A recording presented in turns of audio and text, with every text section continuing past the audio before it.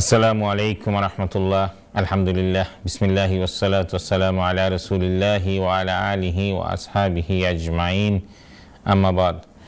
Dear respected viewer and TV UK, Europe, worldwide, online যে যেখান থেকে দেখছেন সবাইকে আহলান ওয়া সাহলান জানাই, স্বাগতম জানাই আপনাদের আমাদের সকলের ভালোবাসার প্রোগ্রাম জীবন জিজ্ঞাসা। জীবন জিজ্ঞাসায় এভরি ফ্রাইডে আমরা আপনাদের সামনে হাজির হই। আমাদের এই প্রোগ্রামের মেইন অ্যাট্রাকশন মুহাদ্দিস সাহেব, ব্রেকল্যান্ড মসজিদ ইমাম এবং খতিব মৌলানা নজরুল ইসলাম সাহেব, ওনার পার্সোনাল রিমার্কের মাধ্যমে প্রোগ্রাম শুরু করে থাকেন আলহামদুলিল্লাহ। তারপরে আপনারা একে একে আপনাদের প্রশ্ন নিয়ে আসেন এবং মুহাদ্দিস সাহেব সেই প্রশ্নগুলো আনসার কোরআন এবং হাদিসের আলোকে দিয়ে থাকেন।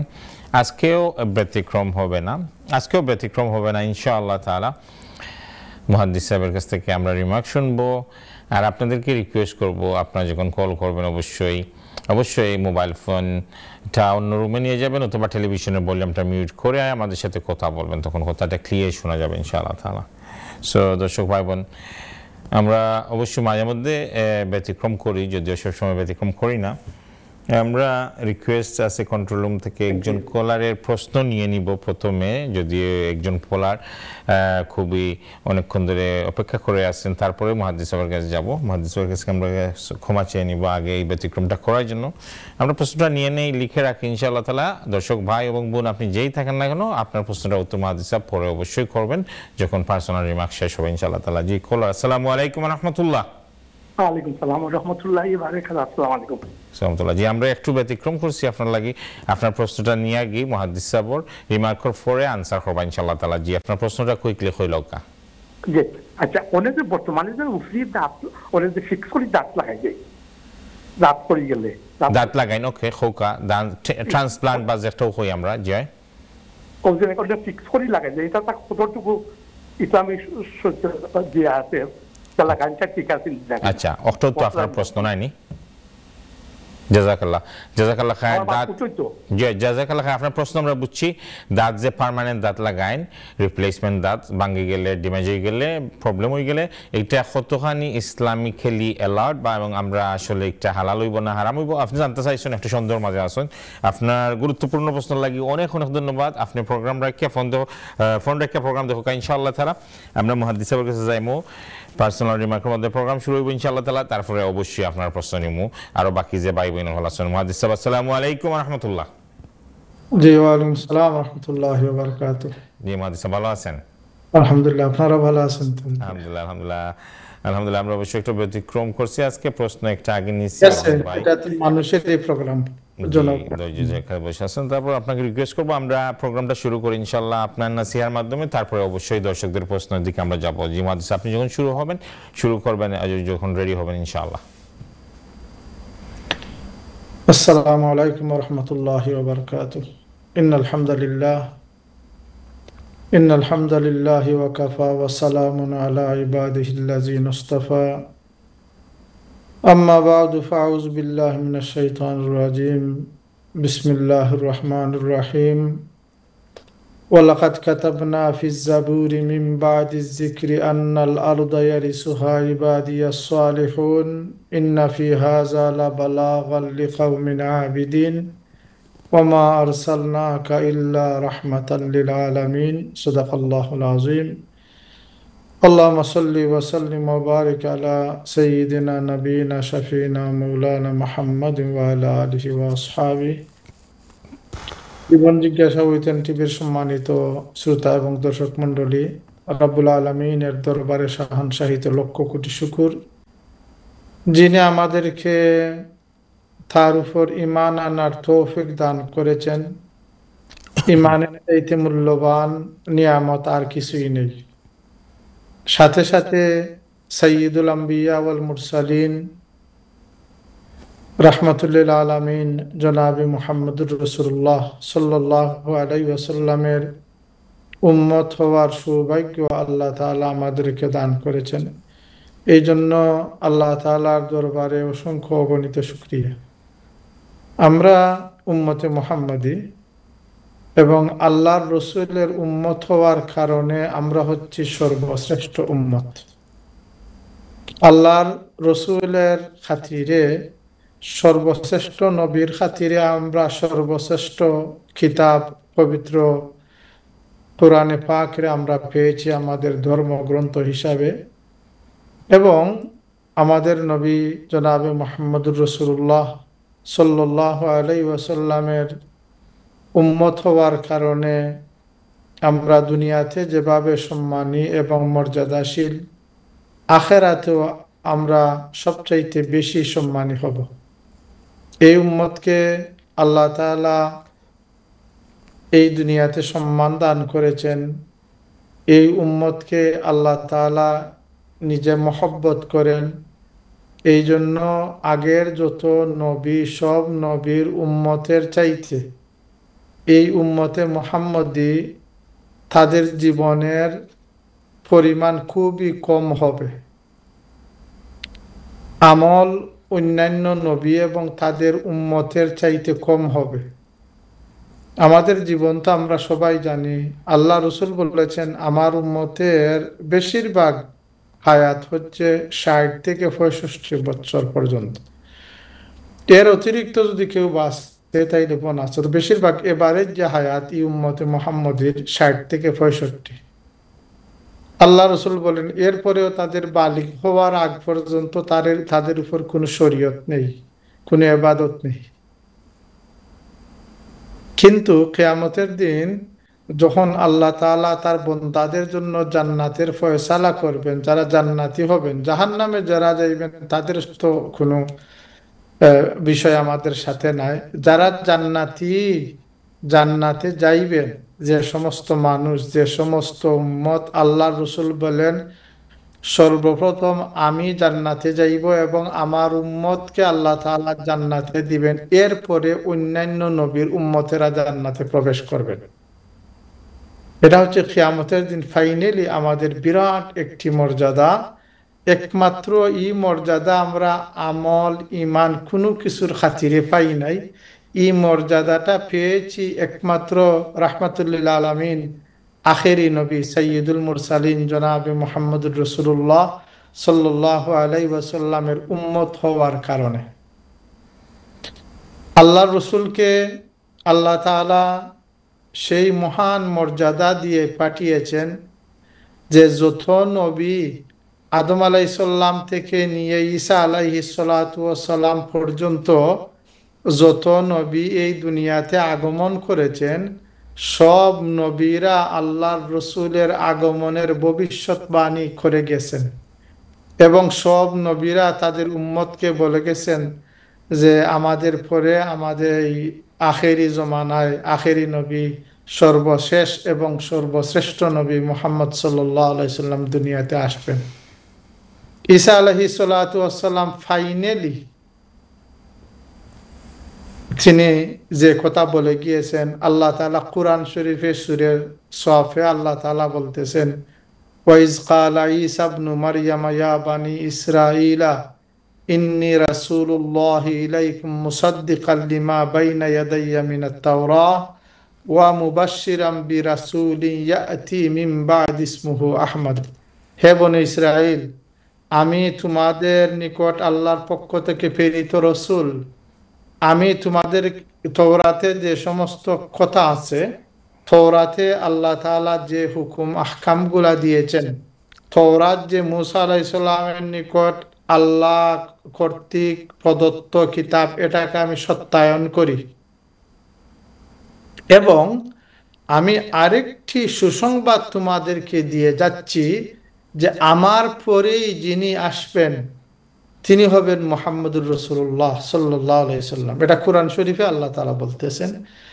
আহমদ আল্লাহ রসুলের আসমানে এবং অন্যান্য আসমানি কিতাব এবং অন্যান্য ওহীতে আল্লাহ রসুলকে আহমদ নামে সম্বোধন করা, পরিচিত করা হয়েছে এবং আমার দুনিয়াতে আসার পর আল্লাহ রসুলের নাম হয়েছে মুহাম্মদ সাল্লাল্লাহু আলাইহি সাল্লাম। এছাড়াও আল্লাহ রসুলের ৬০টির মতো সিফতি নাম রয়েছে।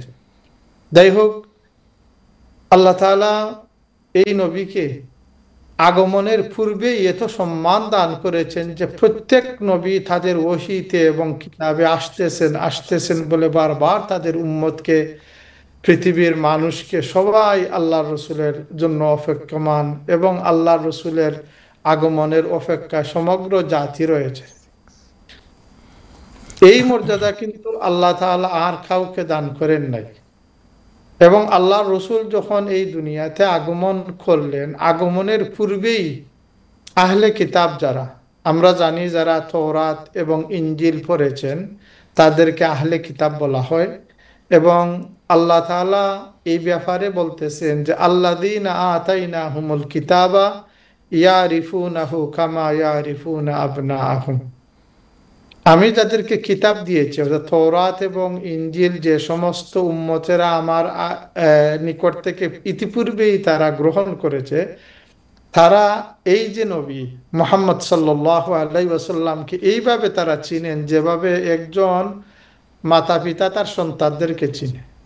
আমরা জানি এই উদাহরণটা কত বড় গভীর এবং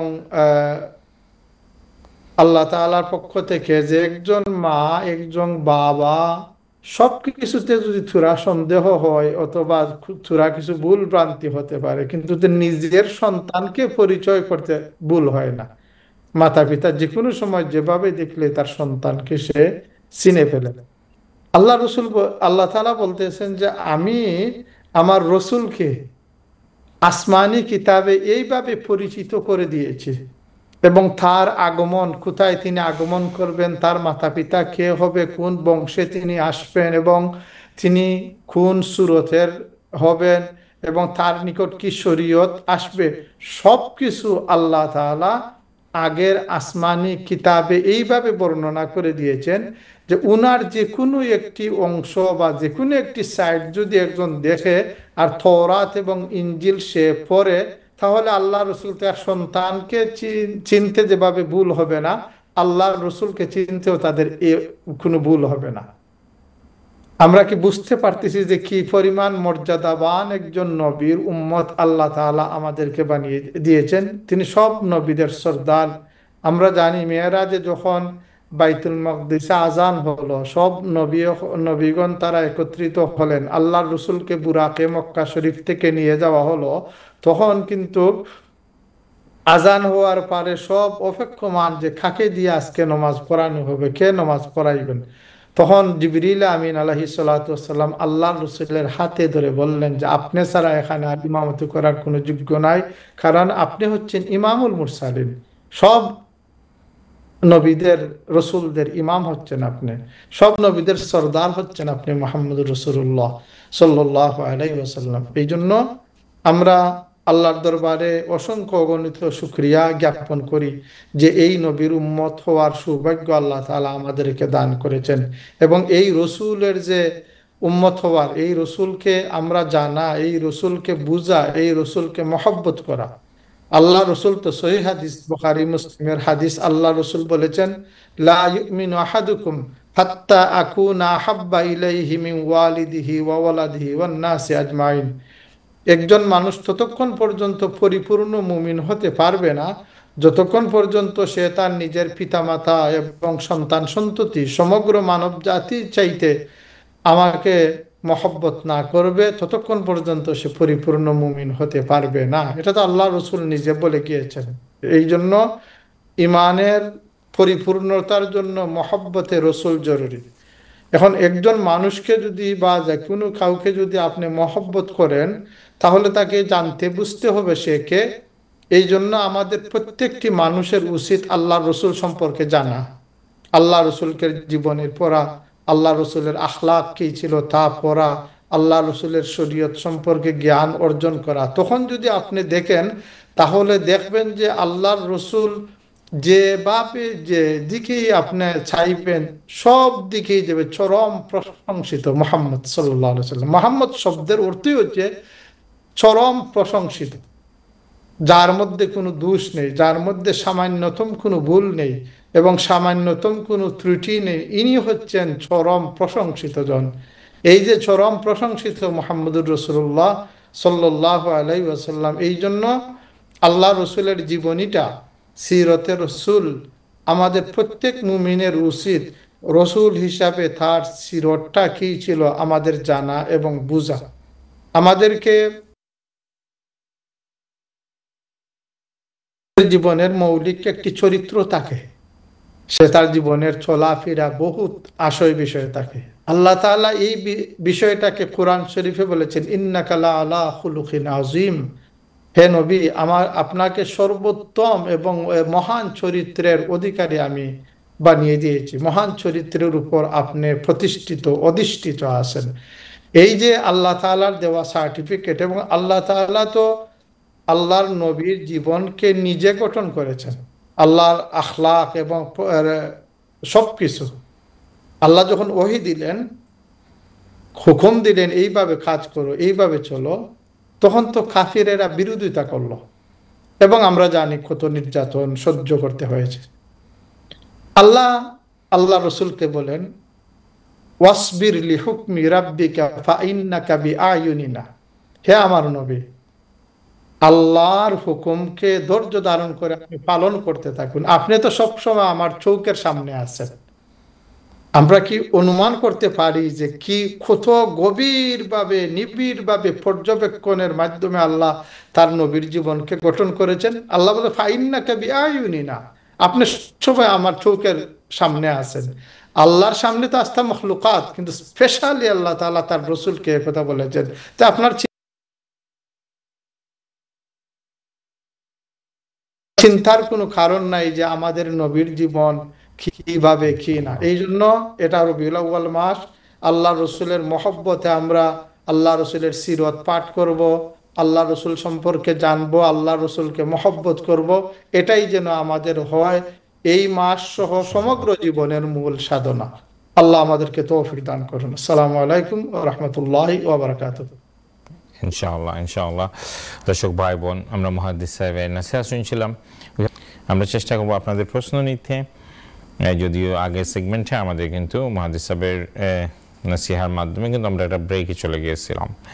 আর একেবারে প্রথমেই কিন্তু একজন ভাই প্রশ্ন নিয়ে এসেছিলেন, যেটা টিথ, পার্মানেন্ট টিথ যেটা আমরা রিপ্লেসমেন্ট করি অথবা ট্রান্সপ্লান্ট করি যেটাকে বলি, সেটা নিয়ে এটা কতখানি আমাদের শরীয়ত সম্মত বা ইসলাম সম্মত, এইটা জানতে চেয়েছেন ভাই। এখন যদি আর কেউ কোনো প্রশ্ন নিয়ে আসেন, অবশ্যই আপনাদের প্রশ্নগুলো আমরা নিব। যদি কোনো ফোনে কোনো কল না থাকে তাহলে আমরা স্ট্রেট চলে যাব মুহাদ্দিস সাহেবের কাছে। আমরা চেষ্টা করব ওনার কাছ থেকে আমাদের শরিয়া ভিত্তিক বা ফিক ভিত্তিক বা ইসলাম ভিত্তিক কি আনসার আছে এই দাঁত, পার্মানেন্ট দাঁত যেটা রিপ্লেস করে, এটার ব্যাপারে ইনশাআল্লাহ। মুহাদ্দিস সাহেব। জি, ধন্যবাদ। মানুষকে আল্লাহ তাআলা ভালো থাকার, সুন্দর থাকার অধিকার সবসময় দিয়েছেন, আল্লাহর সৃষ্টি বিকৃতি করার অধিকার দান করেন নাই। দাঁত যেহেতু মানুষের প্রয়োজনীয় এবং সৌন্দর্যের একটি জিনিস, এই জন্য যদি কোনো মানুষের যে কোনো কারণে যদি দাঁত নষ্ট হয়ে যায়, তাহলে তার খাওয়া দাওয়ার সুবিধার জন্য স্থায়ী এবং অস্থায়ী সব ধরনের দাঁত লাগানো জায়েজ আছে। আমাদের ইসলামী শরীয়তে এখানে কোনো বাধা নিষেধ নাই। স্থায়ীভাবেও আপনি দাঁত লাগাইতে পারবেন এবং অস্থায়ী দাঁতও আপনি ব্যবহার করতে পারবেন যদি কোনো কারণে আপনার দাঁত নষ্ট হয়ে যায়। আশা করি আপনার প্রশ্নের উত্তর পেয়ে গেছেন। জাযাকাল্লাহ খায়ের মুহাদ্দিস সাহেব। আমার মনে হয় দর্শক ভাই আমরা সেটা পেয়ে গেছি। দাঁতের ব্যাপারে আমাদের যে প্রশ্ন ছিল, অবশ্যই আপনারা প্রশ্ন থাকলে নিয়ে আসবেন, মুহাদ্দিস সাহেব অবশ্যই সেই প্রশ্নগুলো আনসার করবেন। অনেকে হয়তো আশা করি এখন আপনারা যেহেতু আসরের নামাজ হয়েছে, অনেকে মসজিদে গেছেন জামাত পড়ার জন্য, অনেকে ঘরে নামাজ পড়তেছেন বা আমাদের এই প্রোগ্রামটা আমরা আমাদের সকলের বেনিফিটের জন্য শুক্রবারে ইভিনিংয়ে নিয়ে আসি, যে আমরা অনেকেই কিন্তু জানতে চাই, অনেকের জানার অভাব আছে, এবং আমরা মানুষ এরকমই যে আমরা কখনোই বলতে পারবো না আমরা সব কিছুই জানি। সো আমরা সবার কাছে এটা রিকোয়েস্ট থাকবে, আপনারা প্রশ্ন করবেন জানার জন্য ইনশাল্লাহ। আপনি যখন জানবেন, অন্য একজন হয়তো শরম বা লজ্জার জন্য প্রশ্ন করেন না, উনিও কিন্তু আপনার প্রশ্নের মাধ্যমে এই দ্বীনি বিষয়গুলা, ফিকি বিষয়গুলা, ইসলাম কিভাবে প্র্যাকটিস করতে হয় ব্যাপারগুলো জেনে যান, এবং সবাই আমরা উপকৃত হই প্রত্যক্ষ এবং পরোক্ষভাবে এক একজনের প্রশ্নের আলোকে, এক একজনের প্রশ্নের কারণে। সো মুহাদ্দিস সাহেব, অবশ্যই মুহাদ্দিস সাহেবের কাছে আমরা আরেকটা ব্যাপারে জানতে যাব, যে এই এখন ওই হজের আসলে এই প্রশ্নটা আমার অনেকেই করছেন, এখন যেহেতু অনেক এক্সপেন্সিভ হয়ে গেছে, এবং দেখা যাচ্ছে যে আমাদের কাছে পয়সা থাকার পরেও দেখা যায় যে ইউকে থেকে আমরা হজের স্লট পাই না। চেষ্টা করি, দেখা যায় অনলাইনে চেষ্টা করতে করতে মিস হয়ে যায়, পয়সা দিতে যাচ্ছি ওই সময় গিয়ে অনলাইনে বুকিংটা ক্যান্সেল হয়ে যায়, এরকম সিচুয়েশন আছে। এই অবস্থার মধ্যে যদি পয়সা থাকার পরেও চেষ্টা করার পরেও কেউ হজে যাইতে পারতেছেন না because of all this technical issue, because of all this rules and regulation যেটা নিয়ে আসছে সৌদি গভর্নমেন্ট, এইটার কারণে আগে কিন্তু এই ব্যাপার ছিল না। মানুষ মোটামুটি গ্যারান্টেড ছিল যে আমাদের এই এজেন্সিতে 100টা সিট আছে, এই 100টার মধ্যে আমি একজন। এখন কিন্তু ব্যাপারটা এরকম না, অনেকেই কিন্তু এরকম টেনশনের মধ্যে আছেন। তাহলে কি এই অবস্থায় যদি আমরা মারা যাই হজটা না করে, তাইলে কি সেইখানে আমরা গুনাহগার হব এবং আল্লাহর কাছে কি জবাব দিব এই সিচুয়েশনের মধ্যে? এখানে দেখেন আল্লাহ তাআলা তার বান্দার উপর বিভিন্ন ইবাদত ফরজ করতে বিভিন্ন সুযোগ সুবিধারও আল্লাহ তাআলা উল্লেখ করেছেন। যেমন আমরা নামাজ রোজা সবকিছু করি, অসুস্থতার কারণে আল্লাহ তাআলা ক্ষমাও করেন। এই যে হজের যে বর্তমানে যে সিস্টেম তারা করেছেন, একজন মানুষ হজের জন্য টাকা পয়সা রেখে রেডি হওয়ার পরেও যদি সরকারি কোনো বাধা বিপত্তি অথবা সিস্টেমের কারণে তিনি হজে যাইতে পারেন না এবং ইতিমধ্যেই তিনি অসুস্থ অথবা মারা যান, তাহলে তার কোনো গুনাহ হবে না। তবে তার উপর ওয়াজিব হলো তিনি তার এই যে পয়সাগুলা যেন জমা রাখেন এবং তিনি ওসিয়ত করে যাবেন যে আমি যেহেতু হজটা করতে পারলাম না, আমি মারা গেলে আমার পরিবর্তে যেন কোনো একজন আমার হজটা এই পয়সার দ্বারা করে নেয়, এতটুকু করা তার উপর ওয়াজিব। কিন্তু সরকারি বাধা বিপত্তি হোক অথবা সিস্টেমের কারণে না যাইতে পারার যে গুনাহ, এই গুনাহটা তার হবে না, আল্লাহ তাআলা তার বান্দাকে মাফ করে দিবেন ইনশাআল্লাহ। তবে এটা কিন্তু বাধ্যতামূলক করবেন যে যদি আমি হজ না করে মারা যাই অথবা সুযোগ পাই না, তাহলে আমার এই পয়সা দ্বারা যেন আমার ইন্তেকালের পরে যে কোনো মানুষ আমার বদলি হজটা করে নেয়, এতটুকু তার জন্য ওয়াজিব। জাযাকাল্লাহ খায়ের মুহাদ্দিস সাহেব, আমার মনে হয় আমরা সকলেই উত্তরটা পেয়ে গেছি। অনেকেই কিন্তু ফ্রাস্ট্রেটেড এই ব্যাপার নিয়ে, অনেকেই কিন্তু আমার কাছেও এই ব্যাপারটা নিয়ে আপনারা জিজ্ঞেস করেন যে মুহাদ্দিস স্যারের কাছে জিজ্ঞেস করবো এই ব্যাপারটা কি হয় বা কিভাবে এটা থেকে আমরা একটা মানে একটা শান্তির মধ্যে থাকতে পারি, যেহেতু অনেক ডিফিকাল্ট হয়ে যায় হজের ব্যাপারে। দর্শক ভাই বোন, ইনশাআল্লাহ আপনারা এরকম প্রশ্নগুলো নিয়ে আসবেন, আমরা চেষ্টা করব মুহাদ্দিসের মাধ্যমে আপনাদের সামনে আনসারগুলো তুলে ধরার জন্য ইনশাআল্লাহ। হজের একটা আছে, আরেকটা প্রশ্ন মুহাদ্দিস অবশ্যই আছে যে ওইটা ছিল ওই যে আমরা যে নামাজ, যেটা কসরের নামাজ আমরা যে পড়ি, আমার কাছে আরেকটা প্রশ্ন একজন ভাই নিয়ে আসছেন যে ওইটা আমরা যে 48 মাইল যেটা বলি, এটা আসলে কি, এটা কি আমাদের হাদিস ভিত্তিক প্রমাণিত? 48 মাইলের বাইরে গেলে আমাদের কসরের নামাজ পড়তে হবে বা এই ক্যালকুলেশনটা কিভাবে করা হয়েছে, উনি এই ব্যাপারটা জানতে চেয়েছেন। ব্যাপার হচ্ছে হাদিস শরীফে বলা হয়েছে যে কোনো মানুষ যদি সফরের দূরত্বে যান তাহলে উনাকে নমাজ অর্ধেক পড়লেই আল্লাহ তাআলা তাকে অর্ধেক মাফ করে দিয়েছেন। তে সফরের দূরত্ব কতটুকু, এই ব্যাপারে হাদিস শরীফে এসেছে যে 3 দিনের পথ যদি সে যাওয়ার জন্য ইরাদা করে তাহলে এটা হচ্ছে তার সফরের দূরত্ব। তে 3 দিনের যে পথ, 3 দিনের পথটা তৎকালীন জমানায় তারা যখন যাইতেন তখন তো আর গাড়ি ঘোড়া ছিল না, তখন তারা হেঁটে হেঁটেই যাইতেন অথবা মাঝে মধ্যে সোয়ারি উট এগুলা ব্যবহার করতেন। তখন একজন মানুষ ভালোভাবে একদিনে 16 মাইল পরে তারা যাইতে পারেন। 16 মাইলের অধিক একজন মানুষ বা একটা কাফেলা কোনোদিনই হাঁটতে পারে না। আল্লাহ তাআলা শরীরের যে সক্ষমতা বা সময়ের যে দিয়েছেন, এই জন্য 16 মাইল তারা ম্যাক্সিমাম একদিনে তারা সফর করতে পারতেন, একদিনে যাইতে পারতেন, এর বেশি মানুষ পারে না। এই যে 16 মাইল একদিনে ধরে 3 দিনের রাস্তাকে 48 মাইল বলা হয়েছে, এটা হচ্ছে ক্যালকুলেশন।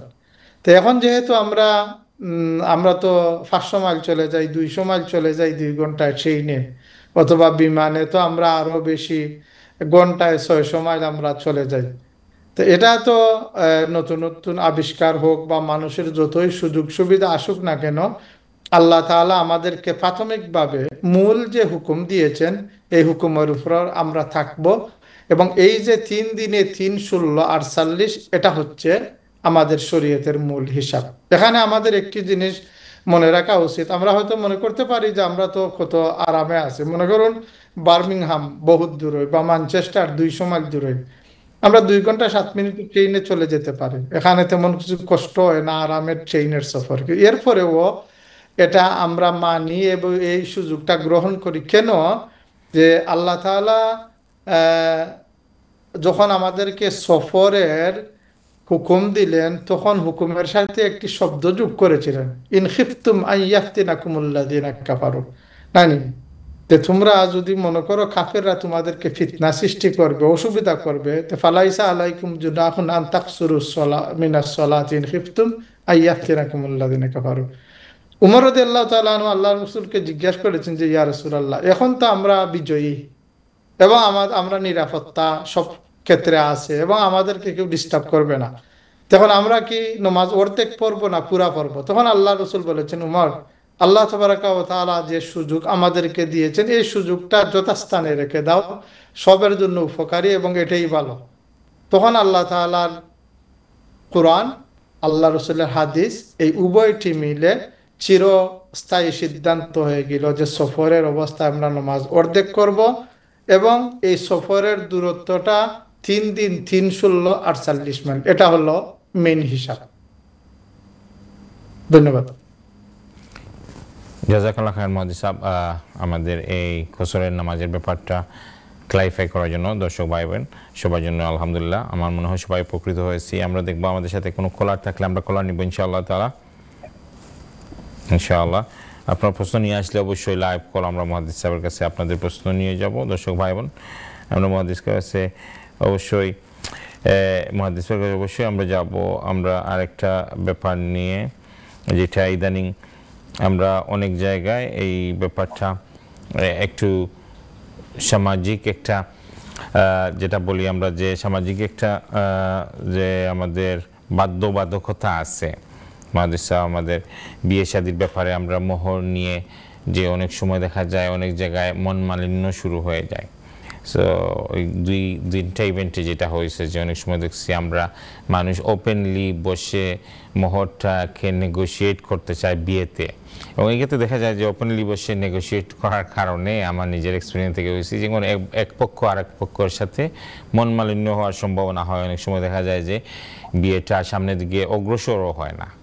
সো এই ব্যাপারে কি কোনো অ্যাডভাইস আছে যে এই ব্যাপারগুলা ওপেনলি আমরা পাবলিকলি ডিসকাস না করে প্যারেন্টস পক্ষ দুই পক্ষ আমরা সেটা বেশি মানুষ ইনভলভ না করে যদি এইটাকে মানে একটা এগ্রিমেন্টের মধ্যে নিয়ে আসা যায়, বা এটাকে কিভাবে মিনিমাল মানে দরবারের মধ্যে না যাওয়া যায়, এই ব্যাপারে কোনো অ্যাডভাইস আছে আপনার কাছে? এখানে বেশ কয়েকটা এরকম দেখছি মানুষ শখের জন্য সুন্দরের জন্য মনে করছে যে এটা একটা সুন্দর জিনিস, আমরা ওপেনলি একটা চিনি পান করতেছি, এইখানে এটা নিয়ে নেগোশিয়েট করব, আবার দেখা যায় যে এইখানে এটা করতে গিয়ে আবার দেখা যায় এক পক্ষ আর এক পক্ষের সাথে মারামারিও শুরু হয়ে গেছে।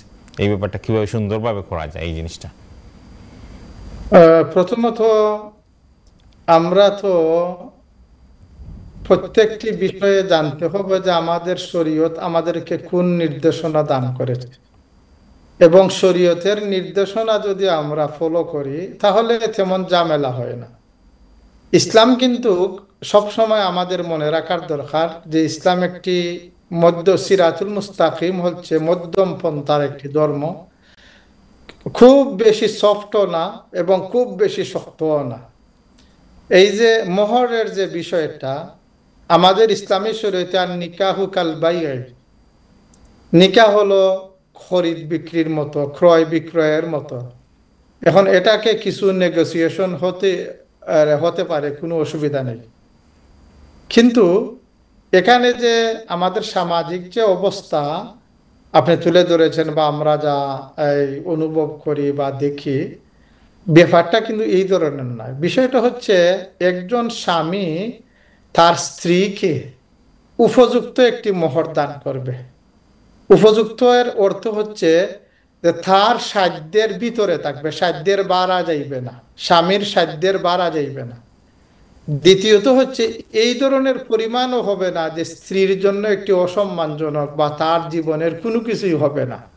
এই মধ্যম পন্থা অবলম্বন করে স্বামী এবং স্ত্রী উভয়ে তারা মোহর ঠিক করবেন এবং উভয়ের মধ্যকার যারা মুরব্বিয়ান বা ওলি যারা আছেন, পিতা ভাই, তারা এটা ঠিক করবেন। এই ক্ষেত্রে যদি কোনো মানুষ তো প্রত্যেকটি ক্ষেত্রেই তাদের ভুল বুঝাবুঝির কারণে যদি কোনো দোষ হয়, তাহলে এটা শরীয়তের সাথে যায় না। তা আমরা এই যে কমিউনিটিকে অনুরোধ করব যে মোহরের ব্যাপারে একটি জিনিস লক্ষ্য রাখার দরকার, যে যদি একটি পরিমাণ মোহর স্বামী কর্তৃক বলা হয় এবং এতে যদি স্ত্রী সন্তুষ্ট হয়ে যায়, তখন এই মোহরকে নিয়ে কোনো বাড়াবাড়ি করে বিবাহের মতো একটি মূল্যবান এবং মুবারক একটি মহফিলে অসন্তোষ সৃষ্টি করা অথবা বিবাহ ভেঙে যাওয়া অথবা সম্পর্ক না হওয়া, এটা কিন্তু মারাত্মক একটি বিষয়। হ্যাঁ, অনেক সময় দেখা যায় যে ন্যায়সঙ্গত যদি কোনো বিষয় হয়, এটা হচ্ছে ডিফারেন্ট কথা, কিন্তু বিনা প্রয়োজনে সন্তুষ্টজনক একটি প্রস্তাব আসার পর যদি বিনা প্রয়োজনে কেহ বেশি লম্বা, কেহ বেশি এই হেভি অ্যামাউন্ট যা স্বামীর জন্য সম্ভব নয় আদায় করা, এতে তো বিবাহ কঠিন হয়ে গেল। আল্লাহ রসুল একটি কথা বলেছেন হাদিস শরীফে, যে তোমরা যদি কোনো ছেলে পাও যার চরিত্র ভালো এবং দিনদারি তার ঠিক আছে, তাহলে তোমরা মেয়ে সন্তানকে বিয়ে দিয়ে দাও। যদি এটা তোমরা না করো, তাহলে এই দুনিয়া ফসাদে ভরে যাবে। তো যখন ছেলে আপনার পছন্দ হলো, সবকিছু ঠিক আছে, তো সামান্য মোহরের জন্য কেন আপনি ঝামেলা বাঁধাইবেন এবং কেন আপনার বিয়া বঙ্গের মতো একটি অসুন্দর পরিবেশে আমরা কেন যাইব? এটা না যাওয়াই ভালো। হ্যাঁ, কনের পক্ষ থেকে অধিকার আছে ন্যায়সঙ্গতভাবে একটি প্রস্তাব আদায় দেওয়া এবং মোহর আদায় করা, যেহেতু তাদের কনের ভবিষ্যৎ দেখাও তাদের দায়িত্ব। কিন্তু মারাত্মকভাবে বিয়া নষ্ট হয়ে যায়, সম্পর্ক হবে না, এই ধরনের পরিবেশ সৃষ্টি করা আশা করি কনের পক্ষের জন্য উচিত নয়, বরের পক্ষের জন্যও উচিত নয়। আল্লাহ তাআলা আমাদের সমাজকে, বিশেষ করে আল্লাহর রসুলের নিয়ম অনুযায়ী যদি আমরা বিবাহের রীতিনীতিগুলা চালু করি, ইনশাল্লাহ এই ধরনের মারাত্মক অসুন্দর জিনিস আমরা ফেস করতে হবে না। আল্লাহ সমাজকেও সুন্দর করে দিবেন এবং আমাদের জীবনকেও আল্লাহ সুন্দর করে দিবেন ইনশাল্লাহ। জাযাকাল্লাহ খায়র মুহাদ্দিস সাহেব, সুন্দরভাবে আমাদের জন্য এক্সপ্লেনেশন নিয়ে আসার। আর আমরা কিন্তু এই মুহূর্তে একজন কলারকে নিব, দেখবো উনি কি প্রশ্ন নিয়ে আসেন। কলার, আসসালামু আলাইকুম রহমতুল্লাহ। ওয়ালাইকুম আসসালাম ওয়া রাহমাতুল্লাহ। জি কলার, আপনার প্রশ্ন ইনশাআল্লাহ। একটা দোয়া জানতে চাইলাম, ওই যে দোয়া রাব্বি আন্নি মাসানি আদ-দুরু ওয়া আনতা ইয়ারহামুর রাহিমিন, আর রাব্বি আন্নি মাগলুবুন ফান্তাসি, আন্নি আরেকটা হচ্ছে রাব্বি ইন্নি, আন্নি ওর ইন্নি, কোনটা কইব একটু কইবা ইনশাআল্লাহ। ইনশাআল্লাহ আপনি ফোন রাখা প্রোগ্রাম দে হোক, আমরা মুহাদ্দিসের কাছে আনসার লাগি যাই মোবাইল। জাযাকাল্লাহ খায়র মুহাদ্দিস সাহেব, আমার বইনে এই দোয়ার প্রোনাউন্সিয়েশনটা তাই ক্লিয়ার করবার লাগি রিকোয়েস্ট করছেন ইনশাআল্লাহ। জি, এখানে যে দুইটি খুব বেশি গুরুত্বপূর্ণ এবং মূল্যবান দুইটি দোয়া, এখানে রাব্বি আন্নি, ইন্নি না, এটা রাব্বি আন্নি মাসানি আদ-দুরু, এখানে আলিফে জবর দিয়া পড়বেন, এখানে ইন্নি পড়া নাই। রাব্বি আন্নি মাগলুবুন ফান্তাসির, দুইও দোয়াতেই এখানে আন্নি হবে, ইন্নি কোনোটাতেই নয়। এটা। আর বাকি যে আপনি দোয়াগুলা পড়েছেন সুন্দর হয়েছে। তা আমি আরবার বলি, রাব্বি আন্নি মাসানিয়াদ দুররু ওয়া আনতা আরহামুর রাহিমিন। পরের দোয়া রাব্বি আন্নি মাগলুবুন ফান্তাসির, আন্নি পড়বেন এটা। ধন্যবাদ, সুন্দর। এটা খুব মুবারক দোয়া। যদি সকালে আপনি পড়েন 3 বার, আল্লাহ রসুল বলেন যে কেউ যদি এইগুলা পড়ে তা আল্লাহ তাআলা তাকে ভালো রাখেন, সুস্থ রাখেন এবং প্রত্যেকটি বিষয়ে আল্লাহ তাআলা সাহায্য করবেন ইনশাআল্লাহ। জি, ধন্যবাদ। জাযাকাল্লাহ খায়ের মুহাদ্দিস সাহেব। আপনাদের প্রশ্ন থাকলে দর্শক ভাই বোন অবশ্যই আপনাদের প্রশ্ন আমরা নিব। আরেকটা প্রশ্ন আছে মুহাদ্দিস স্যারের কাছে, সেটা হলো দুরূদের ব্যাপারে। এক ভাই জানতে চেয়েছেন, আমরা তো অবশ্যই মানে অনেক সময় ইভেন যখন গোসল করি, বাত করি, ওই সময় দুরূদ করা জায়েজ আছে। সো জানতে চাইছেন যে আমরা দুরূদের ব্যাপারে কি ওযু কি জরুরি, বা ওযু করে পড়লে কি বেশি সওয়াব পাওয়া যাবে, বা এটার সাথে কোনো রিলেভেন্ট আছে নাকি ওযু থাকার? জি, প্রথমত দেখেন যে নফল যত ইবাদত, নামাজ ছাড়া অন্যান্য জিকির আজকার তিলাওয়াত সবকিছুতেই ওযু থাকা খুবই মোবারক। ওযুতে এমনিতেই থাকা ভালো, কিন্তু দুরূদ পড়তে হলে অথবা কোরআন শরীফ মুখস্থ পড়তে হলে বা অন্যান্য তসবিহ তাহলিল পড়তে হলে ওযু থাকার কোনো জরুরত নেই। বিনা ওযুতেও এই ইবাদতগুলা বা তসবিহ তাহলিলগুলা পড়া যায়। সুতরাং এই যে দুরূদ শরীফ যদি আপনার ওযু নাও থাকে, তাহলে ওযু থাকলে তো খুবই ভালো, মোবারক। আর যদি ওযু নাও থাকে তো বই দুরূদ শরীফ আপনি পড়তে পারেন। কারণ যে সাহাবী আল্লাহ রসুলকে জিজ্ঞাসা করেছিলেন যে ইয়া রাসূলুল্লাহ, আমি আপনার জন্য কতটুকু সময় ব্যয় করব? তা আল্লাহ রসুল বেশি বেশি করতে করতে বাদে আল্লাহ রসুলকে তিনি বললেন, ইয়া রাসূলুল্লাহ জাআলতু লাকা আওকাতি কুল্লাহা, আমি আমার জীবনের প্রয়োজনীয় যে ইবাদতের বাদে সব সময় আপনার উপর দুরূদ শরীফ পড়ব। তো এই হাদিস দ্বারা বোঝা যায় যে সব সময় দুরূদ শরীফ যদি একজন মানুষ পড়ে, তে হেঁটে হেঁটেও পড়তে পারে, কাজ করেও পড়তে পারে, এই ড্রাইভিং করেও দুরূদ শরীফ পড়া যায়। এরপরে ওযু থাকলেও দুরূদ শরীফ ভালো, আর ওযু না থাকলেও দুরূদ শরীফ পড়া বৈধ আছে, এবং দুরূদ শরীফের পূর্ণ সওয়াব পাইবেন ইনশাআল্লাহ। আল্লাহ আমাদেরকে তৌফিক দান করুন। জাযাকাল্লাহ খায়ের মুহাদ্দিস সাহেব, খুবই সুন্দর ভাবে এক্সপ্লেনেশন করার জন্য। আরেকটা প্রশ্ন আছে নামাজের ব্যাপারে একজন ভাই জানতে চেয়েছেন যে ঠিক কত বয়স হলে আমাদের বাচ্চাদের জন্য নামাজ ফরজ হয়ে যায়, এই ব্যাপারটা উনি জানতে চেয়েছেন। এখানে দুইটি বিষয়। প্রথম বিষয় হলো, ছেলে হোক মেয়ে হোক, প্রত্যেকটি মানুষ মুসলমানের বালিগ হওয়া থেকে নিয়ে তার ইবাদত আরম্ভ হয়, এর আগে ইবাদত আরম্ভ হয় না। এটা হলো একটি বিষয়। এবং বালিগ হওয়ার পর তার উপর সব শরীয়তের সব হুকুম আহকাম ফরজ হয়ে গেল। কিন্তু আল্লাহর রসুল আমাদেরকে অন্যভাবে ছেলে মেয়ের ব্যাপারে বলেছেন। তিনি বলেছেন যে মুরু আওলাদাকুম বিসসালাতি ওয়া হুম আবনাউ সাবআ সিনিনা, তোমাদের আওলাদেরা যখন 7 বছর বয়সে উপনীত হয় তখন তাদেরকে নমাজ পড়তে বলো, তাদেরকে নমাজের জন্য নির্দেশ দাও। ওয়াদরিবুহুম আলাইহা ওয়া হুম আবনাউ 10 সিনিনা, তারা 10 বছর বয়স হলে তাদেরকে শাসন করেও তাদেরকে তোমরা নামাজি বানাও। এটা হচ্ছে তাদেরকে নামাজে উৎসাহী দেওয়া প্রথমত, আর দ্বিতীয়ত নামাজে অভ্যস্ত করে তোলা।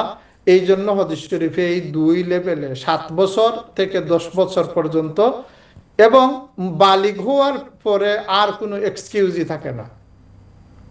হক ছেলে এবং হক মেয়ে, তাদের উপর নামাজ, রোজা, যদি তার সম্পদ থাকে যাকাত, সবকিছু তার উপর ফরজ, হালাল হারাম সবকিছু তার উপর ফরজ। কিন্তু নামাজের ব্যাপারে আল্লাহ রসুল বলেছেন 7 বছর থেকে তাদেরকে হুকুম করতে থাকো, 10 বছর হলে তাদেরকে মোটামুটি শাসন করেও তাদেরকে নামাজি বানাও তোমরা। জাযাকাল্লাহ খায়ের মুহাদ্দিস সাহেব, আমরা অবশ্যই একটা বিরতিতে যাব। বিরতি যাওয়ার আগে একটা প্রশ্ন আছে। একটা প্রশ্ন হলো, যদিও সবাই এই প্রশ্নটা নিয়ে আসে না অথবা সবাই করার সাহস পায় না, একজন সাহস পেয়ে এই প্রশ্ন করেছেন যে ছোট থাকতে তো অনেক সময় মা বাবার ভয়ে নামাজ পড়েছি আমরা, তো যদিও আমরা নামাজ ফরজ হয়ে গেছে বা ভয়ে পড়েছি, তখন অনেক সময় দেখা গেছে অজু নাই, অজু না থাকা সত্ত্বেও আনা অজুতে নামাজ পড়ে ফেলেছি ভয়ে, অথবা পড়তেই হবে, না পড়লে তো মার খাবো, এই ব্যাপারগুলো আছে। সো এই নামাজগুলোর অবস্থা এখন কি হবে? এরকম যদি নামাজ পড়ে থাকি কয়েক বছরই ছোট থাকতে, আমরা মানে এখন আমরা কি করব এই ব্যাপারে? এটা কি বিরতির পূর্বে বলে দিব নাকি? হ্যাঁ, আমার মনে হয় সময় আছে, এখনো জি সময় আছে। জি, ধন্যবাদ। আসলে দেখেন, আমরা আল্লাহর যত ইবাদত করি, সব ইবাদতই দুই ভাবে আমরা করি। হয়তো আমরা আমরা আসলে একটা বিরতিতে যাব মাহাদি সাহেব, একটু সময় লাগবে আপনার, এই জন্য আমরা বুঝতে পেরেছি। আর আমাদের কন্ট্রোল রুম থেকে বলা হয়েছে যে বিরতিতে যেতে হবে। Sorry for interrupting.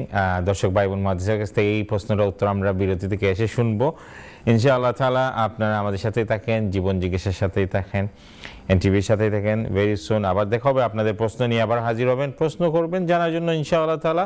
ততক্ষণ পর্যন্ত আসসালামু আলাইকুম ওয়া রাহমাতুল্লাহি ওয়া বারাকাতুহু। আসসালামু আলাইকুম রহমতুল্লাহ। ডিয়ার রেসপেক্টেড ব্রাদার্স, আলহামদুলিল্লাহ আমরা আপনাদের সামনে আবার ফিরে আসলাম জীবন জিজ্ঞাসা নিয়ে। আমরা মুহাদ্দিস সাহেবের কাছে যাব আগের একটা প্রশ্ন নিয়ে, আর অবশ্যই আপনারা যদি প্রশ্ন নিয়ে আসেন অবশ্যই আপনাদের প্রশ্নগুলো আমরা নিব, যেহেতু এইটা একটা প্রশ্ন ছিল নামাজের ব্যাপারে। আরেকটা সম্পর্ক প্রশ্ন আছে মুহাদ্দিস সাহেবের কাছে, আমার কাছে এইরকম আরও কয়েকজন অ্যাডাল্ট যারা আমাদের যারা কলিগ লেভেলে আছেন অনেকেই প্রশ্ন করেছেন যে ব্যাপারটা অনেক ছোট থাকতে ওনারা মনে করেছেন যে হজ অলরেডি রোজা অলরেডি ফরজ আছে, মা বাবাও তো খেয়াল করার নাই, মনে করছেন আমার বাচ্চা এখনও ছোট রয়েছে, পড়াশোনা করবে, জিসিএসি করবে, আচ্ছা ঠিক আছে কলেজে যাক, তারপরে রোজা রাখবে না। এখন মনে হচ্ছে যে আসলে তো এটা অনেক বড় গুনাহ হয়ে গেছে। এইটার ব্যাপারেও অ্যাডভাইস নিতে চাচ্ছেন, ইনশাআল্লাহ আপনি নামাজ এবং রোজা দুইটার ব্যাপারে অ্যাডভাইস করবেন। ধন্যবাদ। এখানে আমরা যে বিষয়টা প্রথমে যে বাইর প্রশ্ন বা যে অফলাইনের প্রশ্নটা হলো, আমরা মাতা পিতার বয়ে অনেকে আমরা নামাজ পড়েছি। আসলে আমরা অনেক লেখাপড়াও করেছি এবং লেখাপড়া আমাদের জন্য উপকারী হয়েছে। আমরা অনেক সময় মাতা পিতার বয়ে অনেক অন্যায় কাজ থেকে নিজেকে বিরত রেখেছি, এই জন্য আমাদের চরিত্রটা সুন্দর রয়েছে। এটা কিন্তু বিরাট একটি বিষয়। দেখেন, মানুষ এবাদত করে দুই কারণে, হয়তো লোভে পড়ে এবাদত করে, আর না হয় কোনো ভয়ের কারণে এবাদত করে। আমরা যে আল্লাহকে সিজদা দেই, আল্লাহর ইবাদত করি, আল্লাহর জান্নাতের লোভে করি। আল্লাহ জান্নাতের ওয়াদা করেছেন বারবার, ইন্নাল্লাযীনা আমানু ওয়া আমিলুস সালিহাতি কানাত লাহুম জান্নাতুল ফিরদাউসি নুজুলা। অনেক সময় জাহান্নামের ভয়েও আমরা এই ইবাদত করি।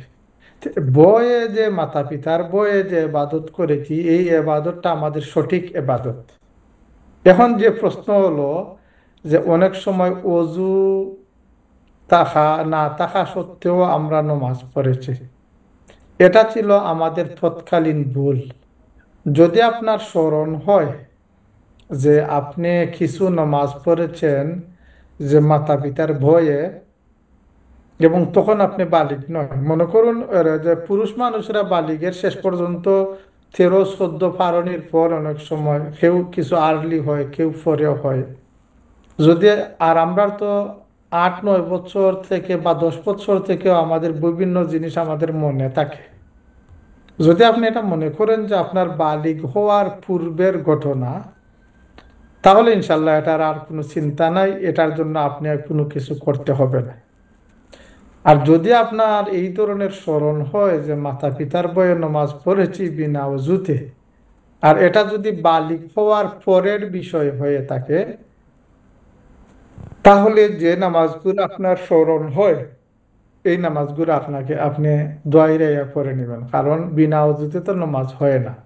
হ্যাঁ, যেহেতু তখন বুঝ কম ছিল, তখন এই যে বিনা ওযুতে নামাজ পড়ার যে গুনাহ, এটা হয়তো আমাদের হবে না। কিন্তু নামাজটা আপনাকে যদি স্মরণ হয়, যতটুকু স্মরণ হয়, যতদিন আপনার স্মরণ হয়, এই নামাজগুলা দোয়াইরাইয়া পড়তে হবে।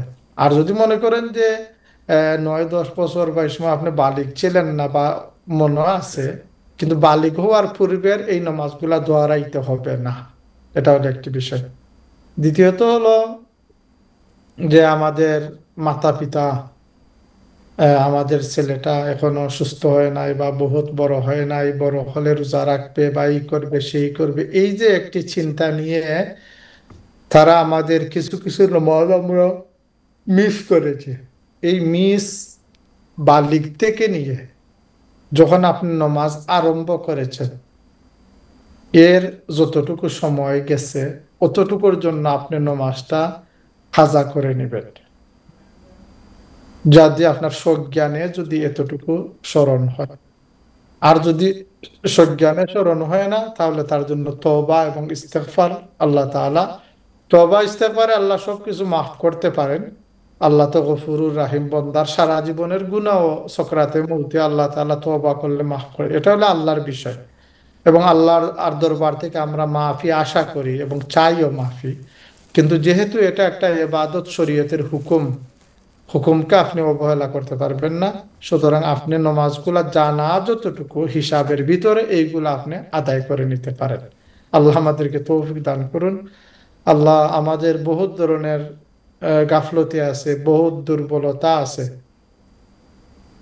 আল্লাহ দয়া করে আমাদের এই গাফলতি এবং দুর্বলতাকে আল্লাহ তাআলা যেন আমাদেরকে ক্ষমা করে দেন, এটুকু আমরা চাই। এছাড়া তো আমাদের করার আর কিছু নেই। আল্লাহর সাহায্য আমাদের সবচেয়ে বড় সাহায্য। জি, ধন্যবাদ। জাযাকাল্লাহ খায়ের মুহাদ্দিস সাহেব, খুব সুন্দরভাবে তুলে ধরার জন্য আলহামদুলিল্লাহ। দর্শক ভাই বোন, আমাদের অবশ্যই অ্যানাদার 15 মিনিট আছে, 15 মিনিটের মতো আছে আমাদের এই সেগমেন্টে। আমরা যেহেতু প্রোগ্রাম আজকে নিয়ারলি 5 মিনিট পরে শুরু করেছি,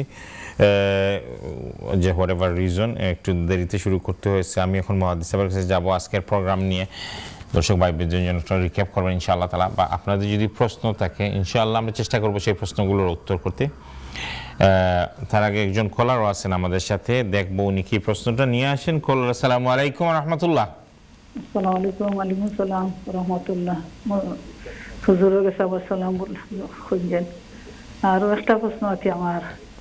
আমার কোনো সময় থইম করা লাগে, আমার একটু হুজুর ছড়া রাখতাম পারি না। আগে আমি হুজুর দিয়ে আসর নামাজ, মাগরিবের নামাজ, ইশার নামাজ পড়ছি, এগুলা হুজুর এখন সময় রাখতাম পারি না। হুজুর যায় কিন্তু কোনোবেলা শরীর খাওয়া বেদনারাতে হুজুর করতাম পারি না। থইম করা মাঝে মাঝে করি, আর কোনোবেলা জানি না মানলেও গিয়ে হুজুর পড়িও তা করি। উজুর দোলাটা তো আমার দেশ তো বানাই আনছে, আমার দেশের আমরা মাটি দিয়া। ওই দোলাটা তো একদম শক্ত শক্ত, সেগুলো না তলিয়া গোসাই সেই গুত কোনো দুল বালি লাগে না তো আঁকি। সেইলা গোসাই গেসাই উজু করলে থইমটা ওইব নি ওখান তা হুজুর গেছে আর কি। সেগুলো মাটি কোনো আতো লাগেও কেন, একটু শক্ত হয়ে গেছে, দেশের মাটি তো শক্ত হইয়া লাগে না। জাযাকাল্লাহ খায়ের বোন,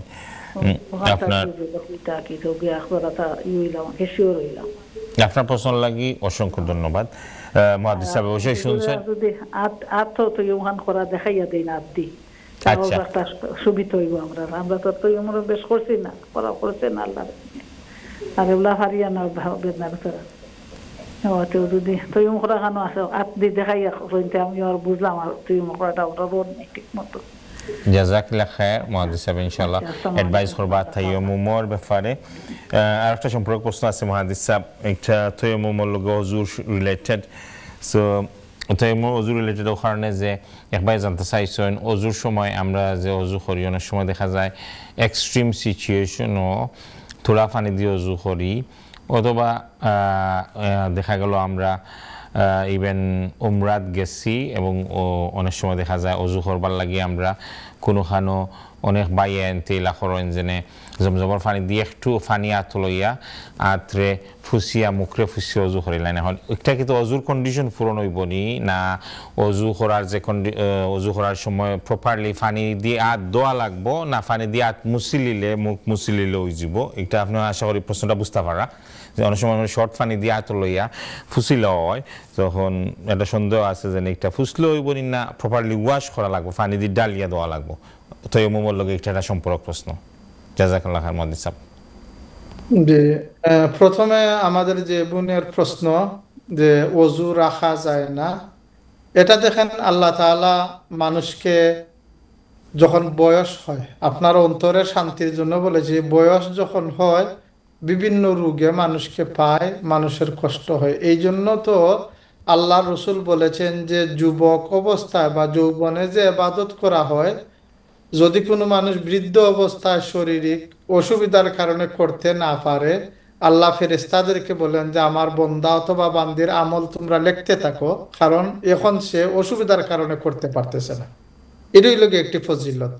2 নম্বর, যেহেতু আমরা ফরজ ওয়াজিব আমাদের সাধ্যের ভিতরে থাকা সত্ত্বেও আমরা মিস করতে পারবো না। যদি আপনার শারীরিক অসুস্থতার কারণে আপনি যদি তয়াম্মুম করেন, তয়াম্মুমের জন্য যেমন ইট, মাটি, পাথর এইগুলা দিয়ে তয়াম্মুম করা জায়েজ আছে। এবং এই পাথর অথবা ইট থেকে যে আপনার হাতে দুলা লাগতে হবে এটা জরুরি নয়। যদি মাটির দোলা হয় অথবা পাথর হয়, এটাতে আপনি হাত মুছে আপনি আপনার তয়াম্মুম করতে পারবেন। এখানে দুলা লাগতে হবে। এমনকি আমরা যদি মাটিতে হাত মেরে তয়াম্মুম করি তাহলে দুলা জেরে ফেলে দেওয়ার জন্য হাদিস শরীফা আছে। দুলা যে লাগাইতে হইবে আমাদের ফেইসে অথবা হাতে, এটা জরুরি নয়। সুতরাং আপনার দেশ থেকে যে মাটির দোলা এনেছেন এটাতে আপনার তয়াম্মুম হবে ইনশাল্লাহ। তো তয়াম্মুমের জন্য তো আমরা যেভাবে করি যে ওযুর যে স্থানগুলা কেবলমাত্র মুখ মুছে করা এবং হাত মুছে করা, তা আমরা এই দোলাতে হাত মারলাম অথবা মাটিতে হাত মারলাম, হাত মেরে ফয়লাম মুখ মুছে করলাম। হাত মুছে করা অত্যন্ত সহজ। এইভাবে যেমন যে আমার বাম হাত দিয়ে আপনার ডাইন হাত এইভাবে নিয়ে প্রথমে এই সাইড মুছে করে কনুই থেকে আরো একটু উপরে নিলেন, যেভাবে আমরা ওযুতে কনুই থেকে 4 আঙ্গুল বেশি করি। আরবার এই যে 2 আঙ্গুল তো বাকি রইল, তা উপরের সাইড এই 2 আঙ্গুল দিয়ে আপনি মুছে করে ফেললেন। সমান এই হাত দিয়ে অন্য হাত, একবারে সহজ। আল্লাহ তাআলা তয়াম্মুম দিয়েছেন ও সহজের লাগে। এরপরে ফিকহের কিতাবে হয়েছে যে আমাদের আঙ্গুল, যেহেতু আঙ্গুলের ভিতর তো আমাদের বাকি রইল, আঙ্গুলের ভিতরটা এইভাবে করে দিলে আপনার তয়াম্মুম পুরা হয়ে গেল। অত্যন্ত সহজ বিষয়।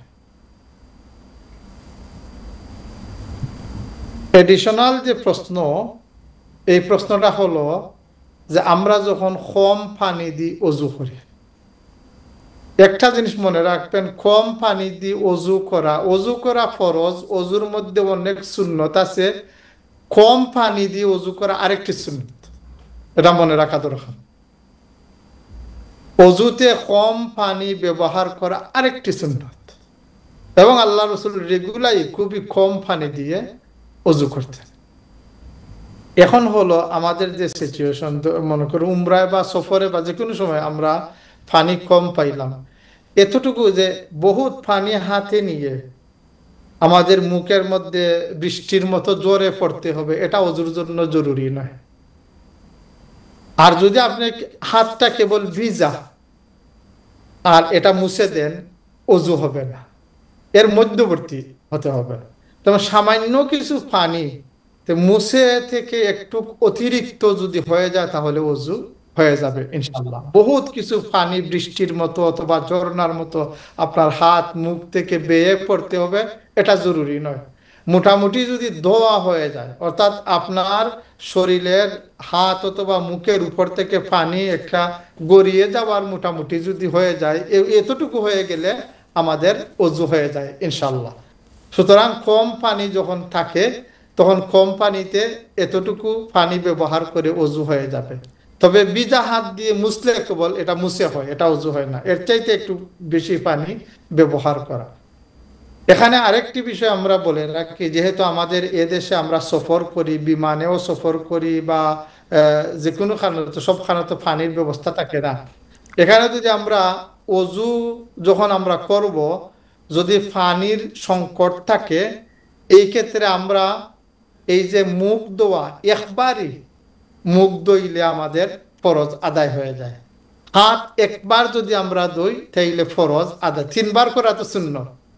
যদি এই যে মারাত্মক পরিস্থিতিতে যেখানে পানির খুবই সংকট থাকে এবং মাথা মাসে করে এবং ফাও ধোয়া সমান, এবার কম পানি দিয়ে মোটামুটি পানিটা বৃষ্টির মতো জোরে পড়া জরুরি নয়। আল্লাহ আমাদেরকে শরীয়তকে সহজ করে দিয়েছেন সব ক্ষেত্রে। এবং আল্লাহ তাআলা আমাদেরকে চান সামান্য জিনিস দিয়ে তাকে আমরা খুশি করে ফেলতে পারি ইনশাআল্লাহ। ধন্যবাদ। জাযাকাল্লাহ খায়ের মুহাদ্দিস সাহেব। ওযু এবং তায়াম্মুমের এই যে ব্যাপারটা মুহাদ্দিস সাহেব আমাদের জন্য ক্লিয়ার করে দিলেন, যদিও ব্যাপারগুলো আমরা অনেকের কাছে এটা একটা স্বাভাবিক, সবাই হয়তো এই ব্যাপারটা এরকম ক্লিয়ারলি আন্ডারস্ট্যান্ডিং নাই, এবং আমাদের জন্য অবশ্যই এটা উপকৃত হবে সবাই ভাই বোন যারা আমাদের প্রোগ্রাম দেখতেছেন। ওযুর এবং তায়াম্মুমের দুইটা জিনিস আমরা শুনেছি মুহাদ্দিসের কাছ থেকে। মুহাদ্দিস সাহেব আমাদের কাছে অ্যানাদার 7 মিনিটের মতো আছে প্রোগ্রামের, ইনশাআল্লাহ তাআলা। এখন আমাদের কোনো কল নাই লাইভে, মুহাদ্দিস সাহেবের কাছে আমরা যাব, মুহাদ্দিস সাহেব যাব, আমরা প্রোগ্রামের একটা রিক্যাপ শুনবো। অবশ্য যারা প্রথম থেকে মিস করেছেন বা অনেকে হয়তো আসরের নামাজের জন্য গেছেন, মিস করেছেন, হোয়াট এভার রিজন, মুহাদ্দিস সাহেব গুরুত্বপূর্ণ বিষয়গুলা আমাদের জন্য আবার একটু তুলে ধরবেন। ধৈর্য সহকারে আমাদের সাথে থাকেন ইনশাআল্লাহ। জাযাকাল্লাহ খায়ের। এখানে আমরা এই যে লাস্টে যে প্রশ্নের উত্তর দিলাম, এই প্রশ্নের উত্তর আমরা আরেকটু তার এনাদার সাইড আমরা আলোচনা করি। যেমন ওযুর ক্ষেত্রে তো কম পানি ব্যবহার করে আল্লাহ রসুলের সুন্নতি, আর কম পানি ব্যবহার করে ওযু করলে ওযু হয়ে যায়। এখন যদি পানি যদি বেশি থাকে তাহলে কি করবেন? পানি কি বেশি ব্যবহার করবেন? এর উত্তর হলো অবশ্যই না, এটা মনে রাখবেন। পানি যদি বেশি থাকে, যেমন আমাদের ঘরে যথেষ্ট পানি আছে, মসজিদে গেলাম যথেষ্ট পানির ব্যবস্থা আছে, এমনকি সাগরেই গেলাম বেশি ব্যবস্থা আছে, তখন কি আমরা বেশি পানি ব্যবহার করতে পারবো? এর উত্তর হলো অবশ্যই না। আল্লাহ রসুল যখন ওযুর কথা বর্ণনা করেছেন এবং ওযুতে কম পানি ব্যবহার করার কথা বললেন, তখন আল্লাহ রসুল সুন্দর করে ওযু করার কথা বলতেছেন। এমত অবস্থায় এক সাহাবী জিজ্ঞাসা করলেন যে ইয়া রাসূলুল্লাহ, আমরা যদি সাগরে থাকি তাহলে তো সাগরে তো পানির অভাব নাই, তখন কি আমরা বেশি করে পানি ব্যবহার করতে পারবো এবং বারবার ধৌত করতে পারবো? আল্লাহর রাসূল বলেন না, যদি কেহ প্রয়োজনের অতিরিক্ত পানি ব্যবহার করে ফাকাদ আদা ওয়া যালামা, সে সীমা লঙ্ঘন করলো এবং জুলুম করলো। মনে রাখবেন, ইবাদতের জন্য প্রয়োজনের অতিরিক্ত কোনো জিনিস ব্যবহার করা অথবা পয়সা ব্যবহার করা অথবা কোনো সুযোগ সুবিধা বেশি ব্যবহার করা, এটাও ইসলামে আমাদের নির্দেশ দেয় না। এটাকে বলা হয় ইসরাফ। বিনা প্রয়োজনে খরচ করার নাম হচ্ছে ইসরাফ। সুতরাং আপনার যদি পানি বেশিও থাকে তবু আপনি কম পানি দিয়ে ওযু করবেন। পানির যদি পরিপূর্ণ ব্যবস্থাও থাকে তবু আপনি পানি ওযুতে কম ব্যবহার করবেন। কারণ আমরা বিনা প্রয়োজনে দুনিয়ার যত সম্পদ আছে আল্লাহ তাআলা দিয়েছেন মানুষের প্রয়োজনে, পানি হোক, বাতাস হোক এবং যত জিনিস হোক নিয়ামত, প্রয়োজন মতো আপনি ব্যবহার করবেন। বিনা প্রয়োজনে ইসরাফ ব্যবহার করা আমাদের ধর্মের সম্পূর্ণরূপে নিষেধ, হোক তা ইবাদতের জন্যই হোক না কেন। এই জন্য আমরা আল্লাহ রসুলের সুন্নাত সর্বক্ষেত্রে আমাদের দুনিয়া এবং আখিরাত উভয় জগতের শান্তি। মানুষ যখন তার কোনো নিয়ামত পায় এবং এইটা যখন বেশি ব্যবহার করে তখন হয় কি, পরবর্তীতে তার নিয়ামতটা কমে যায়। এই জন্যই যে আমরা ছোট থাকতে শিখেছিলাম যে জন দিবসে মনের পরশে জ্বালায় মোমের বাতি। যদি একজন মানুষ আনন্দে তার দিনেই মোমের বাতি জ্বালিয়ে ফেলে, তাহলে নিশীথে যখন ঘরে আসবে তখন তার তো ঘর অন্ধকার থাকবে, এখন তার বাতি সে পাইবে না। সুতরাং দিবসে যেহেতু বাতি জ্বালানোর প্রয়োজন নাই, তুমি জ্বালাইও না। যখন তোমার নিকট পয়সা আছে, এই পয়সা আল্লাহর নিয়ামত, বিনা প্রয়োজনে যদি আপনি খরচ করে ফেলেন, যেহেতু আমার আসছে কি হবে, আলহামদুলিল্লাহ আল্লাহ দিয়েছেন, না আল্লাহ তা বলেন নাই। খাওয়া দাওয়া, পরন, এর বাদে ভরণ পোষণ সব ক্ষেত্রেই এই যে আমরা মাঝে মধ্যে আমরা দেখি ভাই বোনদেরকে বিরাট বিরাট গাড়ি, বলে কেন, বলে আমার ভালো একটা চাকরি হয়েছে, ভালো কথা, কিন্তু কিছুদিন পরে দেখা যায় যে এটা একটা অসুবিধার সৃষ্টি হয়, তার টেকা থাকে না। এইগুলা জমা রাখলে ভালো।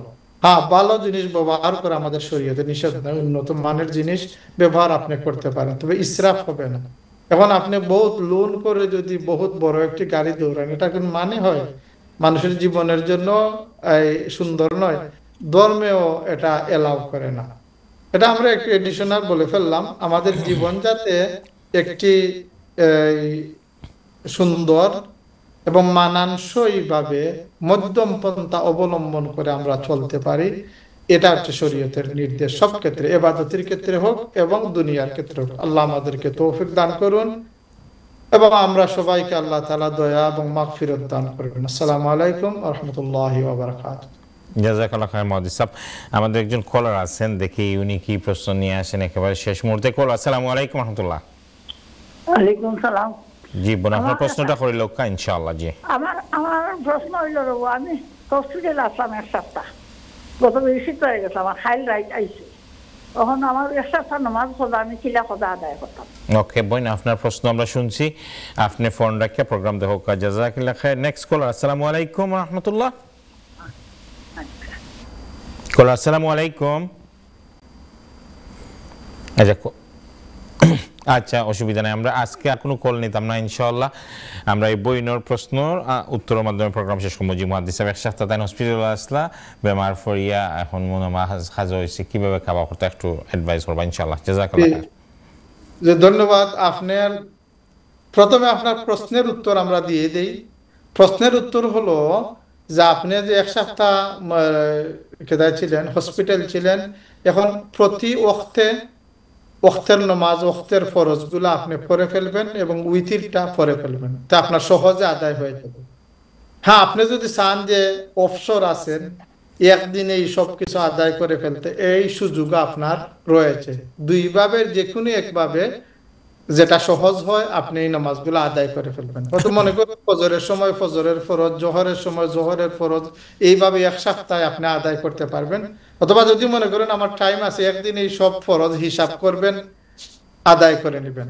দ্বিতীয়ত আমাদের একটি পরামর্শ হলো, যারা রেগুলার নামাজি হসপিটাল যান, একটি কাজ করবেন, যে হসপিটাল তো সব সময় কোনো মানুষ বেহুশ অথবা অশান্তিতে থাকে না, এক সময় এক এক বেমারে। যদি আপনার হুশ বুদ্ধি ঠিক থাকে বা আপনি মনে করেন যে আমি নামাজটা পড়তে পারবো, তাহলে আপনি হসপিটালের বেডে বসে বসে তায়াম্মুম করেও যদি ওয়াক্তের নামাজ ওয়াক্তে পড়ে ফেলেন, এটা কিন্তু কজা করার চাইতে খুবই উত্তম। এমনকি যদি আপনি ইশারায় নামাজ পড়ে ফেলেন, এটা কজা করার চাইতে খুবই উত্তম। যারা রেগুলার নামাজি আছেন এদেরকে পরামর্শ, হ্যাঁ যদি কোনো কারণে কজা হয়ে যায় তাহলে তো পরে আপনি এটা আপনার সুবিধা মতো সময়ে আদায় করতে পারবেন ইনশাআল্লাহ। জাযাকাল্লাহ খায়ের মুহাদ্দিস সাহেব। জাযাকাল্লাহ খায়ের মুহাদ্দিস সাহেব। আমাদের আসলে 2 মিনিট আছে ইনশাআল্লাহ, 2 মিনিটে অবশ্যই লাস্ট আমাদের দর্শকের উদ্দেশ্যে একটা অ্যাডভাইস দিবেন মুহাদ্দিস সাহেব। 2 মিনিট। আরেকটা এই অ্যাডভাইসের লাগে আমি প্রায় বলে থাকি, আরেকটা আমরা বলি যে আমাদের বহুত মানুষের মাতা পিতা যারা, এরা শেষ বয়সে প্রায় তারা হসপিটাল যান, তো তারা যখন ইন্তেকাল করেন তখন ছেলেরা এসে বলেন যে উনি তো নামাজি ছিলেন, হসপিটালে এতদিন থাকার কারণে তিনি নামাজ পড়তে পারেন নাই, তে আমরা কি কাফারা আদায় করব বা কিভাবে করব? এটার উত্তরে প্রথমে আমরা যেটা বলতে চাই, আপনি যদি মনে করেন যে আপনার মাতা পিতা বা এরা নামাজি, তো যখন তারা হসপিটালে আসেন তখন তাদেরকে নামাজের কথা স্মরণ করে দিবেন। তো স্মরণ করে দেওয়ার পর তারা যে কোনো ভাবে যদি তারা নামাজটা আদায় করে নেন, তাদেরকে আপনি তায়াম্মুমের একটি ব্যবস্থা করে দিলেন। তারা যদি যে কোনো ভাবে এমনকি চোখের ইশারায়ও যদি নামাজ আদায় করে ফেলেন, তাহলে তাদের নামাজ আদায় হয়ে যাবে, আল্লাহর নিকট তারা কোনো দায়ী নন। যদি তারা এই অবস্থায় থাকেন যে তাদের হুশই নাই, তখন তাদের নামাজ কজাও নাই, কাফারাও নাই, কোনো কিছুই লাগবে না। আর যদি হুশ থাকে আর মনে করিয়ে দেন, তাহলে মনে রাখবেন যে লক্ষ কোটি কাফারা দেওয়ার চাইতে ইশারায় নামাজটা আদায় করে নেওয়া সবচাইতে বেশি উত্তম। এটা আমরা ছেলে সন্তান যারা বা আমাদের মায় মুরব্বী যারা আছেন, হসপিটাল যাচ্ছেন, তাদের উত্তরাধিকারীরা এটা মনে রাখবেন। আশা করি খুবই ভালো হবে। আর বাকি তো আল্লাহ তাআলা গফুরুর রাহিম, আমাদের ইবাদতে আল্লাহ তাআলা দয়া করে যদি সাহায্য করে সুযোগ না দেন তা আমরা সম্ভব না আল্লাহর ইবাদত করা। আল্লাহ আমাদেরকে আমাদের আজকে বেশিরভাগ প্রশ্ন ছিল নামাজ, ওযু, তায়াম্মুম নিয়ে। আলহামদুলিল্লাহ মুহাদ্দিস সাহেব যেটা বলেন নামাজের ব্যাপারটা আমাদেরকে অবশ্যই খেয়াল রাখতে হবে। ব্যাপারটা তো এরকমই মুহাদ্দিস সাহেব, প্রথম যেটা প্রশ্ন হবে সেটা তো নামাজ নিয়েই হবে আমাদের প্রশ্নটা, তাই না? নামাজ আলহামদুলিল্লাহ, সেই নামাজটার প্রশ্নটা যদি ঠিক মতো আমরা উত্তর দিতে পারি বা বাকিগুলো কিন্তু সহজ হয়ে যাবে। So we have to look after our নামাজ। আমাদের নামাজের খেয়াল রাখতে হবে, নামাজের যত্ন রাখতে হবে। অবশ্যই নামাজের খেয়াল এবং যত্ন রাখাটা মানে হলো এই যে মুহাদ্দিস সাহেব যে বলছেন, আমি যদি নিজে অসুস্থ হই, হসপিটালের বেডে থাকি, ঘরের বেডে থাকি, উই হ্যাভ টু প্রে ইনশাআল্লাহ তাআলা। আবার দেখা হবে আগামী শুক্রবারে। আনটিল দেন, আসসালামু আলাইকুম ওয়া রাহমাতুল্লাহি ওয়া বারাকাতুহু।